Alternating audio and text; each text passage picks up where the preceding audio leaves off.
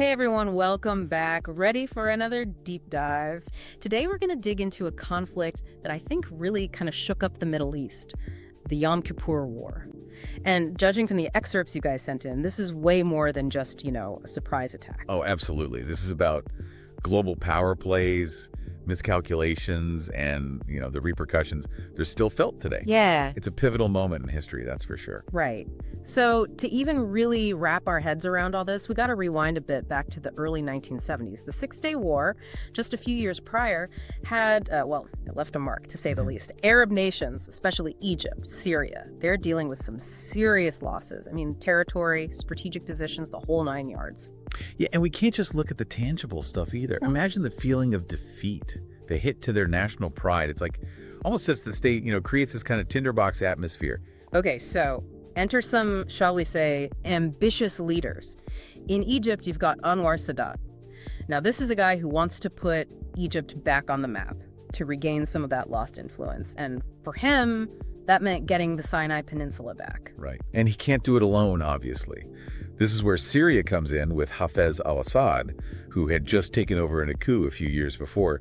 Assad wanted the Golan Heights back, so you can see how their goals align pretty perfectly. A strategic partnership, if you will. Oh, absolutely. I mean, talk about a partnership forged in, in ambition. And here's where Sadat's gamble, it gets really interesting. He chooses Yom Kippur, the holiest day in the Jewish calendar, to launch the attack. I mean, you got to hand it to him. It was bold. Audacious, even. Yeah. It reveals a deep understanding not just of military strategy, but also psychology. He's not just trying to overpower Israel. He's trying to catch them completely off guard, exploit that moment of what he thought would be vulnerability. And for a while there, it worked. Israel was caught totally flat-footed. They'd misjudged the situation, underestimated Arab resolve, and they paid the price in those initial days. Well, yeah, the initial attack was, suppressive, well-coordinated, swift. Egyptian forces, they actually crossed the Suez Canal.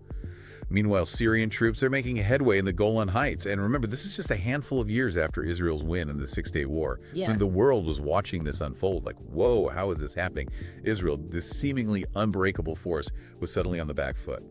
Yeah, it really, I think, challenged the narrative of, Israeli invincibility at the time. But then, like you said, they adapt. Israel mobilizes, launches those counteroffensives, and man, they turn the tide. What started as a surprise attack becomes, just a complete slugfest. I mean, strategies, they're being rewritten on the fly, right? And this wasn't just some, war game.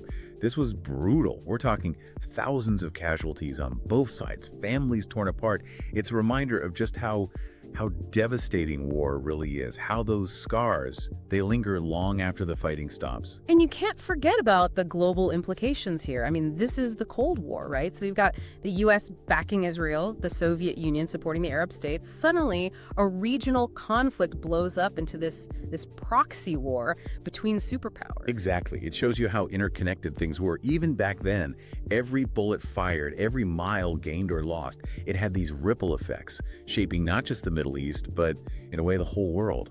And it's interesting, right? Because the involvement of the US and the Soviet Union, it wasn't just about ideology, it was about securing their own interests, their own influence in this really volatile region. So to recap, we've got this war that no one sees coming, it pulls in these global superpowers, and then finally ends with, a ceasefire. But that's not the end of the story, is it?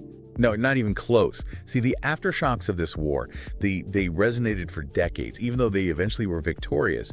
Israel, they had to grapple with this new reality. Their security, it wasn't so assured anymore.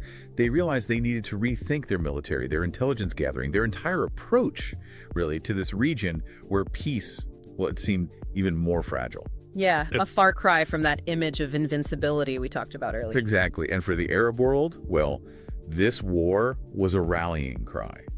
It showed them that they needed to be unified to present a united front against Israel.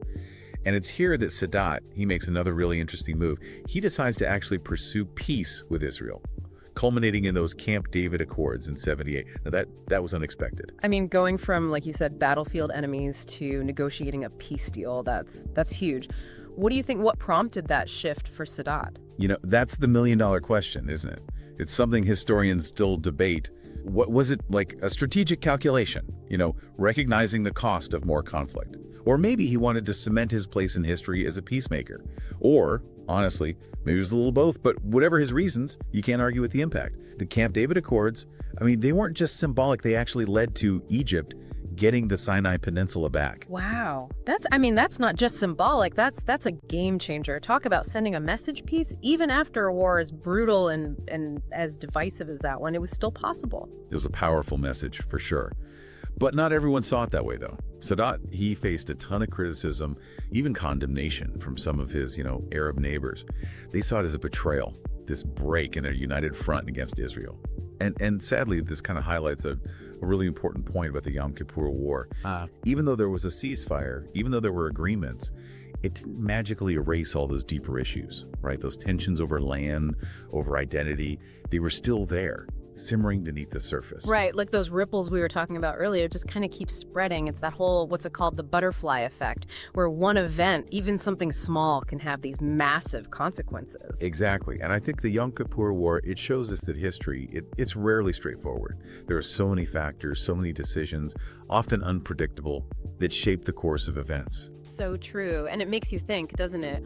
What if, and we know this is a big what if, but what if that same energy, that drive, had been focused on finding peace from the start? How different would the Middle East look today? It's a question worth pondering.